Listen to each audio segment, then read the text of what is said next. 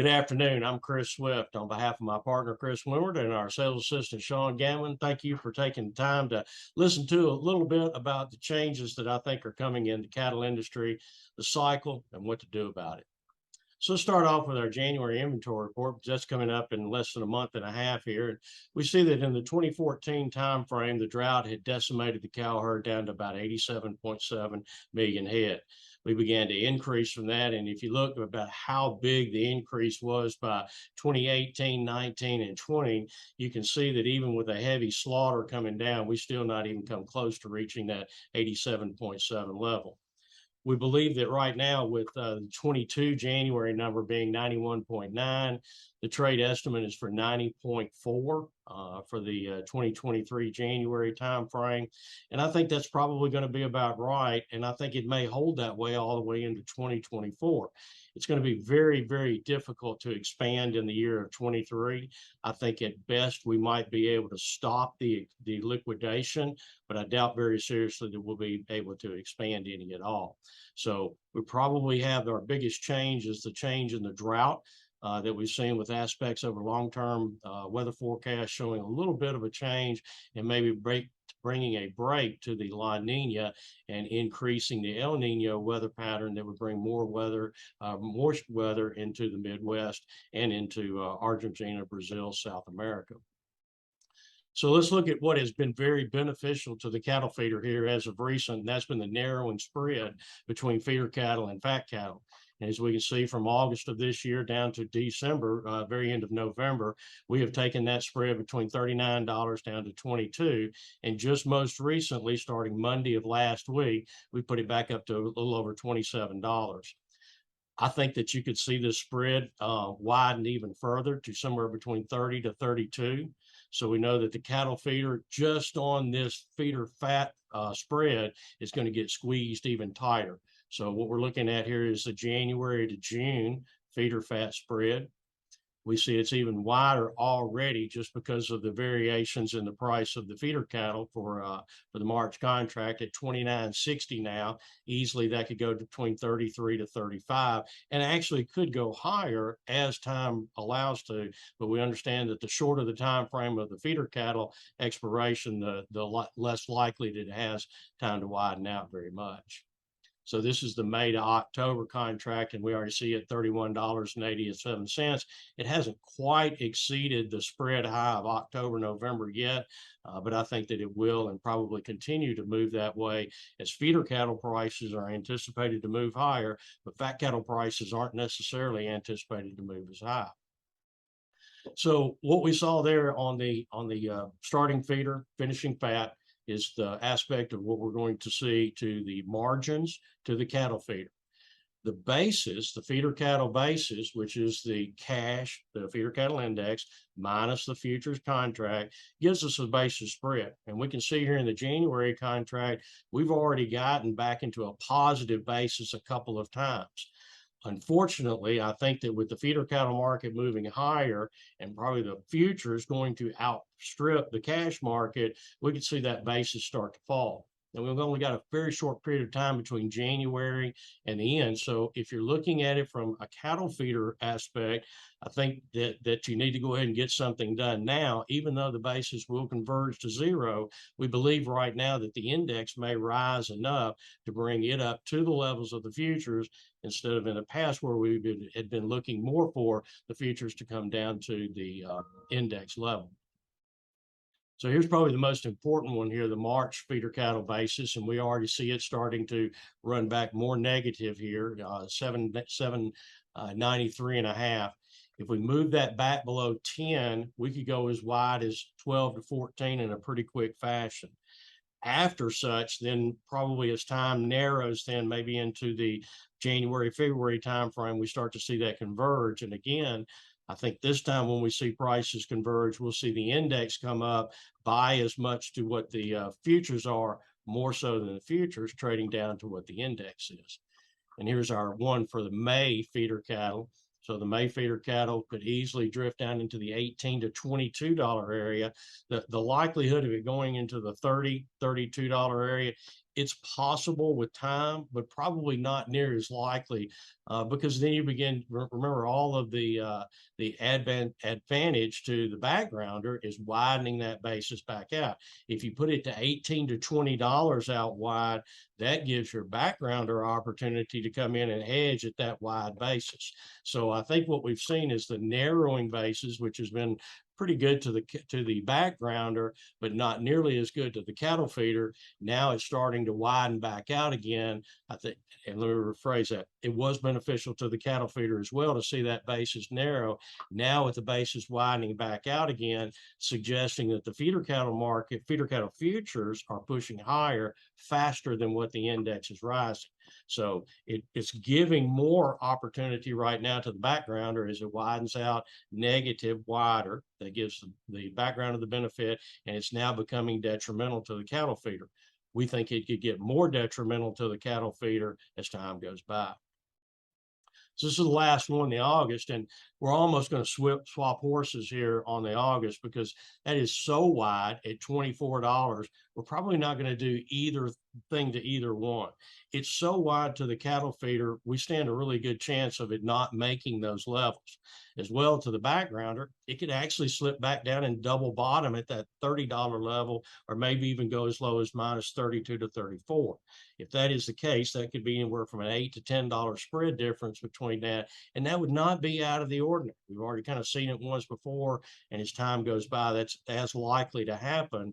And then once you get into the shorter time frame, 2 to 3 months left to go, you'll probably see not much more than just convergence of the basis. So we've got a couple of things here now. We've got an inventory report that is showing we are probably going to have fewer cattle to work with.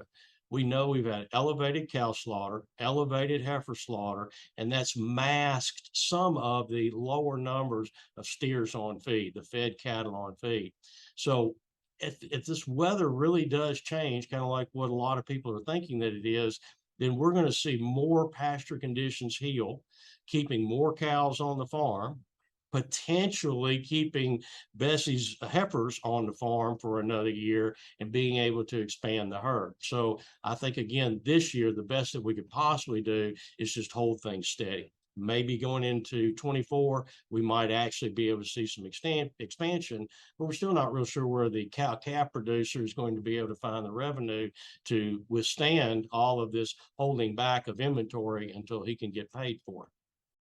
So the long fence option strategy, we've been using this a short fence option strategy to hedge the backgrounders, and now because we think that the conditions have changed, we're going to swap to this. So this chart is from Friday's close. It does not have today, but you can see that we're pulling the same instance as what we were on the reverse of this to the backgrounder, with the biggest difference being you don't have the premiums to work with. We're already dealing at a discount here. The futures markets are so much higher than what the index is.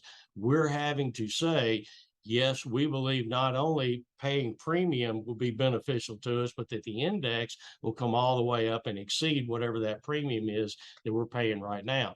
So with the March contract, and hopefully for maybe a $1 to $3 pullback sometime before this week's over with, we can position ourselves between the 186 and 185 call options, maybe buying the 176 to 174 put options and fixing our strategy there. The index is still trading around the 178 level, so we're not too far off when we're looking at buying the 176 puts. That's still giving us the ability to buy cattle cheaper than what the current index is right now. So we look over to the fed cattle market. All these cattle that are going to be killed there are already placed. There's not much question of that. There's really not a whole lot out there that I see the fed cattle market doing. It hasn't done anything, in this $10 range between 147 and 157 ever since April of this year. It just tends to hang out at the top end of it, and that's where cash is trading at right now, 155. So unless we can see something really spectacular that's going to increase box prices or encourage the consumer to eat more, I think we may be stuck here between 57 and 47 for another month or two in the Fed contract. April the same way. The majority of those cattle are already placed on feed. We see our head bumping up here with a $4 premium to the cash market right now. So that's why I made the recommendation today on the midday cattle comment. go ahead and own the at the money 160 puts. If you own the 160 puts on there now, the market can go up anywhere that it wants to, but at bare minimum, you've secured a $4.50 higher premium over what the current cash market is trading at. Even if things don't go really well, I don't foresee anything that might cause a bear market, but that doesn't mean that we won't slip back down $5, $6, $7 and converge the basis at the lower end of it rather than the higher end of it. So we go to the June contract. It looks a little bit different. None of those cattle are placed on feed yet. So we have the aspect of one of the reasons why we're so friendly towards the feeder cattle market is we think that there'll be fewer of them. If that is the case, we already see that we're bidding higher in a feeder cattle market right now, both cash and futures, kind of giving us an idea that, hey, we may be actually going to be short of inventory in those time frames. So I will be very hesitant to be hedging June fat cattle, August fat cattle and out, and would actually look to encourage some of those end users there that I don't know really how you would go about using the live cattle futures to hedge beef prices, but we see that the box beef prices have slipped pretty low now around the 247 area. It would not be surprising to see them perk back up again around the first of the year. So if that is the case, then we have the margin coming back to the packer, and that should keep things, moving right along and not causing anything for a bear market condition. So we go to the corn market. The corn market's probably had one of the bigger changes with the weather aspect of it, and we can already see that it's broken below the 100-day moving average. It's starting back into a downtrend right now. So all of our hopes and aspects of higher corn are pretty much dashed for the time being. I think corn could slip back down into under $6 on the March contract. That too would give cattle feeders a lot of room, wiggle room between paying for the higher feeder cattle prices and maybe not getting as high of a fat cattle market as what they'd like. So the corn market probably softening. The biggest changes out there is clearly the weather. Improving barge traffic on the Mississippi, a rail strike averted, basis dwindling very quickly now that the Mississippi barge traffic is improving. So with those factors out there, I think that, and farmer selling. So we've noted that there has not been that much farmer selling into the harvest time of this year. So it would not surprise me a bit to see some farmer selling come in here towards the end of the year. So all of that combined on there, we're going to look at the employment rate now for some of this. And with that employment rate, I think that what we're going to see is probably the same as what we have had, and that is the consumer is wanting to go back to work.